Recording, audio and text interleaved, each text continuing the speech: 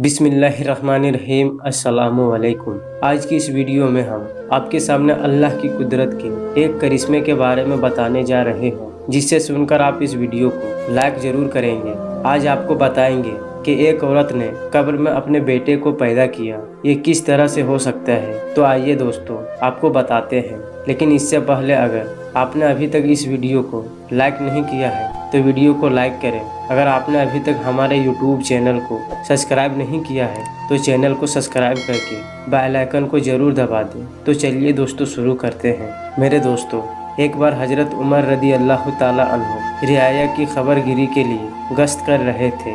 इतने में आपकी नज़र एक आदमी पर पड़ी जिसने अपने कंधे पर अपना बेटा उठाया हुआ था। उसे देखकर आपने फरमाया कि मैंने कोई भी बच्चे को अपने बाप से इतना मुसाबिहत, इतना हम शक्ल नहीं देखा जितना यह बच्चा अपने बाप के मुसाबिह है। ये बच्चा अपने बाप से कितना मिलता जुलता है। अक्सर थोड़ा बहुत फ़र्क तो आप देखते ही होंगे, माँ में, बाप में, औलाद में थोड़ा बहुत फ़र्क होता है, लेकिन वह तो बिल्कुल अपने बाप के जैसा था। यह सुनकर उस आदमी ने बड़े अदब से कहा कि ये वो बच्चा है जिसको उसकी माँ ने मुर्दा हालत में जन्म दिया था।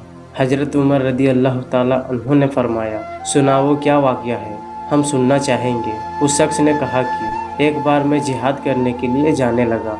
मेरी बीवी हामिला में थी, तो मैंने जाते वक्त अल्लाह से दुआ की कि ए अल्लाह, मेरी बीवी के पेट में जो हमल है मैं उसे तेरे हवाले करता हूँ, तो उसकी हिफाजत फरमा, मैं इसे अल्लाह की अमान में देता हूँ। ये दुआ करके मैं जिहाद करने के लिए रवाना हो गया। वहाँ मुझे काफ़ी वक्त लग गया। फिर जब मैं सफ़र से वापस आया तो मुझे यह पता चला कि मेरी बीवी का इंतकाल हो चुका है। मैं बहुत रोया। हजरत उमर ने फरमाया, फिर बताओ आगे क्या हुआ। उसने कहा कि मेरा दिल बहुत रोता था। मैं अपनी बीवी को बहुत याद करता था। हर वक्त मुझे उसकी याद आती थी। वह बहुत पाक दामन और नेक औरत थी, मुझसे मोहब्बत करने वाली थी, खिदमत गुजार थी। मैं अपने दिल को समझाता रहता था, लेकिन फिर भी मेरे दिल को चैन नहीं आता था। फिर मुझे पता चला कि उसे जन्नतुल बकी में दफन किया गया है।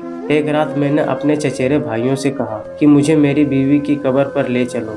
न जाने क्यों मुझे ऐसा लगता है कि वो मुझे बुला रही है। चुनांचे हम जन्नतुल बकी में पहुँचे, जहाँ मेरी बीवी को दफनाया गया था। मेरे चचेरे भाई ने मेरी बीवी की कब्र के बारे में मुझे बताया। एक रात में जन्नतुल बकी के कब्रिस्तान में बैठा हुआ था कि इतने में मैंने देखा कि उस कब्र से एक रोशनी निकल रही है। मैंने अपने चचेरे भाई से पूछा, ये रोशनी कैसी है? तो उसने कहा कि हम तो सिर्फ इतना जानते हैं कि तुम्हारी बीवी के कब्र के पास से हर रात ये रोशनी नजर आती है। न मालूम इनमें क्या राज है। हमने इस कब्र को अभी तक खोला नहीं है, क्योंकि ये तुम्हारी बीवी की कब्र थी। इसलिए हमने यह सोचा कि जब तुम जिहाद से वापस आओगे तो हम तुम्हें बताएंगे और तुम अपने हाथों से कब्र को खोलोगे। जब मैंने यह सुना तो मैंने एक कुल्हाड़ी ली और कब्र की तरफ चल दिया। जब मैं वहां पहुंचा तो देखा कि कब्र खुली हुई थी। इसके अंदर देखा तो पता चला कि मेरा बच्चा अपनी माँ की गोद में बैठकर खेल रहा था। जब मैं कब्र में उतरा तो गैब से आवाज आई,